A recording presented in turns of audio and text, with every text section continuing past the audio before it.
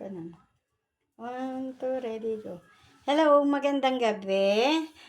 Nagburo tayo ng mangga. So, meron tayong mga mangga pa. Ito, hiniwa-hiwa ko na siya. Yan, nakahiwa na siya. And then, bahala na kayo kung anong gusto nyong size. Lalagay natin siya sa isang lalagyanan. Ayan. May balat syempre ha, para masarap siya. May balat. Then, lalagyan natin siya ng water with salt. Tinimpla ko na water with salt. Ayan, sakto lang dapat.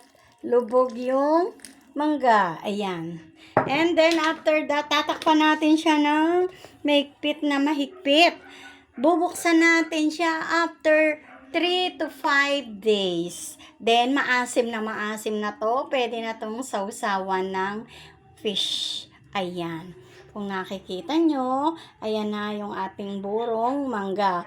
Pag inopen nyo siya, lagyan nyo na lang siya kung gusto nyo ng sili. Ayan. Okay. Thank you for watching.